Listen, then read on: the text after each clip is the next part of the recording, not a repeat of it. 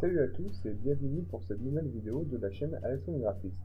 Pour cette nouvelle vidéo, nous allons nous intéresser aux bannières YouTube et connaître donc toutes les spécificités qu'il y a à savoir pour que votre bannière puisse s'adapter à toutes les formes d'écran.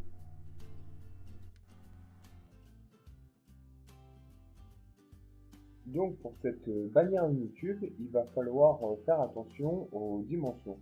En ce qui concerne la plus grande dimension, c'est 2460 pixels par 1440 pixels, qui correspond donc à une dimension de télévision.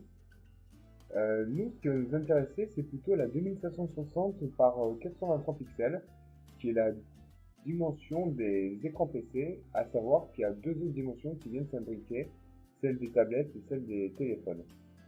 Donc il faudra vraiment concentrer son design dans le centre de cette dimension-là. En ce qui concerne le poids de l'image, elle devra faire donc 6 mégaoctets maximum pour qu'elle soit acceptée donc par YouTube. Je vous ai mis en lien le gabarit adapté à votre écran en 2760 par 1440, comme ça vous pourrez donc directement travailler sur l'image. Donc nous allons commencer de suite avec les images que j'ai déjà préfaites pour ce tuto. Alors, donc, ce sont d'ailleurs les images de ma bannière. En ce qui concerne ce petit truc, voilà, donc j'avais créé un petit bonhomme, voilà, comme ça, qui va venir s'imbriquer par ici. Voilà. Ensuite, donc on va déjà faire un peu les images. J'ai fait aussi des différents logos en fait en bloc comme ça qui vont être les différents logiciels sur lesquels je compte faire des tutos. Donc si vous faites bien attention, je fais en sorte parce que mes éléments soient vraiment dans cette zone là et pas du tout à l'extérieur, hein. Ça sert même presque à rien, c'est très rare de voir les écrans que j'ai en fait, hein, tout simplement. Ah voilà, donc on vient avec ça vient un peu plus dessus. Ok. Voilà, on peut peut-être changer son mode. Alors ça c'est le mode de fusion. On change. Voilà, ça c'est un peu plus sympa.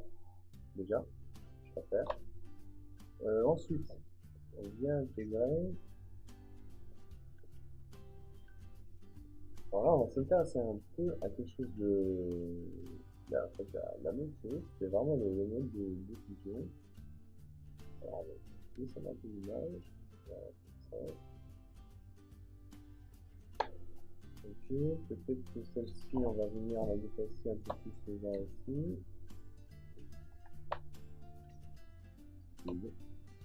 Alors, qu'est-ce qui vient de se passer? Je vais vous expliquer.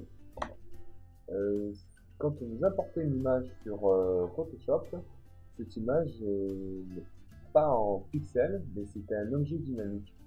Cet objet dynamique, vous ne pouvez pas du tout travailler directement dessus, donc vous êtes obligé de créer des calques pour pouvoir travailler par-dessus.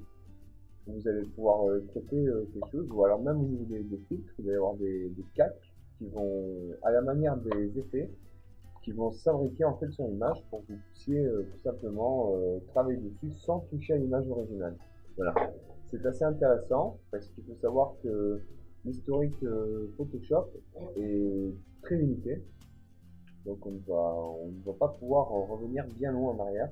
Donc très important de créer quand même plusieurs cadres et même de créer plusieurs effets et peut-être même pourquoi pas de garder une image dynamique.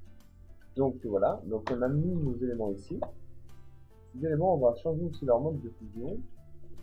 Et donc, du coup, un obscurcir qui est pas mal, voilà. Donc en fait, on va garder vraiment les traits des personnages et cacher vraiment le fond de la coupe en fait, hein. Donc c'est vraiment les côtés plus foncés qui vont apparaître en premier. Alors c'est un nom, c'est ici, pas fonction. On regarde un petit peu le reste, hein, voir quelque chose qui nous intéresse. C'est pas du tout. On va rester sur obscurcir, voilà, c'est très bien. Donc on conserve vraiment la visu sur nos éléments et ça nous cache vraiment le fond blanc. C'est un peu dégueulasse. De toute manière, je ferai des tutos hein, pour ça, pour que vous compreniez un peu ce système. Et donc on va rajouter nos textes qui sont là. Alors, tuto, graphisme, ça va être fait comme ça. Il est important d'avoir des éléments graphiques de chaque côté en fait de votre texte, afin déjà de dégainer un peu plus votre présentation, et pour que l'internet puisse quand même s'y retrouver plus facilement. Voilà, admettons, là j'essaie de faire comprendre assez rapidos que je vais faire des tutos vraiment sur tout ce qui est la suite créative Adobe, et aussi un peu en dessin, vu qu'on a eu des dessins en fond. Tout ça, c'est mon petit pixie, voilà, c'est mon petit personnage, pour gagner un peu le truc. Vous le retrouverez souvent sur mes tutos, je pense. Ici, on a une zone donc qui sera plus cachée sur le téléphone, mais je pense que c'est important de le mettre. Abonnez-vous, donc parce qu'en dessous vous aurez des réseaux sociaux tout simplement que vous pourrez rajouter. D'origine, il y a Google Plus qui se met directement ici, et en dessous encore vous avez le bouton s'abonner. Donc je pense que ça peut aider à inciter les gens à venir à cliquer sur votre bouton. Voilà, donc ma bannière a été faite assez rapidement. Donc maintenant, je l'enregistre. Donc pour l'enregistrer, c'est bien en format JPEG. Voilà. Bannière tuto, ok. On peut enregistrer. Donc les tailles, on a mis 11. Donc maintenant qu'on a fait notre bannière, il ne nous reste plus qu'à nous rendre sur notre profil YouTube et venir modifier l'illustration. Voilà, donc on arrive sur cette page-là. Ah oui, je souligne pour les personnes qui ont des problèmes à se connecter, en fait, à arriver à cette page-là d'illustration de la chaîne via Google. C'est ce qui m'arrive en fait, hein, c'est ce qui m'est arrivé et c'est ce qui m'arrive encore. Je vais directement sur Mozilla Firefox en fait et j'envoie toutes mes bannières, enfin mes émois, je viens à Mozilla. Parce que sur Google Chrome, je comprends pas pourquoi ça bloque. Donc si jamais quelqu'un connaît la réponse, ben, il a qu'à me le dire dans les commentaires. Voilà, donc on sélectionne une image. Moi je vais sélectionner bannière YouTube 2. C'est la même que celle qu'on a fait ensemble. C'est la même. Et il y a une nouvelle fonctionnalité donc qui apparaît sur YouTube, qui est plutôt bien. C'est que vous avez votre bannière sur les différents supports. Voilà. Et ce à quoi ce qu'elle va ressembler. Donc vous voyez bien que sur mobile, on a vraiment les deux images qui restent là, le titre qui est au milieu. Par contre, on perd vraiment abonnez-vous à côté, mais bon, c'est pas non plus super grave. Les éléments principaux sont là. Ici, pareil, tutographisme, enfin, sur la télévision, c'est pareil, on a vraiment toute notre bannière en entière. Par contre, on a vraiment les deux autres parties en fait qui sont devenues visibles. Voilà, donc bon, vu qu'on a agrandi sur l'image, on a un truc relativement sympa, quoi. Et sur ordinateur, donc la bannière que tout le monde a.